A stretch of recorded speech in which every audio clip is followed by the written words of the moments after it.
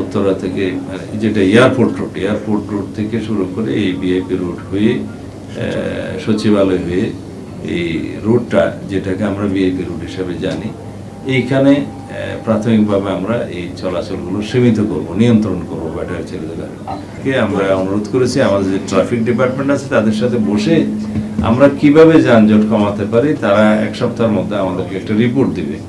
যেমন এখানে ব্যাটারি চালিত রিক্সার সংখ্যা সীমাহীন হয়ে গেছে।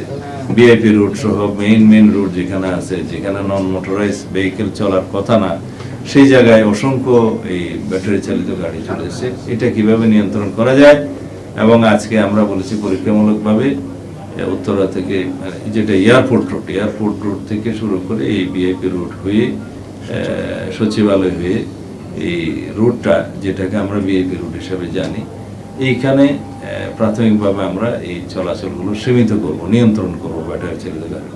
তারপর পরীক্ষামূলকভাবে আরেকটাতে যাবো গ্রাজুয়ালি এইভাবে আমরা যানজট মুক্ত হওয়ার চেষ্টা করব। কি কারণে আমরা যানজট হচ্ছে সেটা আমরা অনেকেই জানি, তারপরেও আরো কিছু খুঁটিনাটি বিষয় আছে, এগুলো পরীক্ষা নিরীক্ষা করে আমরা বলেছি একটা রিপোর্ট দিতে।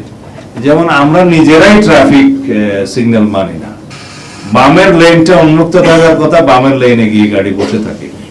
এগুলোর জন্য আমরা সিটিজেন হিসেবেও আমরা দায়ী। আমরা এই সচেতনতাটা আবার সৃষ্টি করতে চাই, যাতে আমরা প্রত্যেকেই ট্রাফিক আইন মেনে চলি এবং ট্রাফিক পুলিশকে সহযোগিতা করি, তাহলেও কিন্তু অনেকটা সমাধান হয়।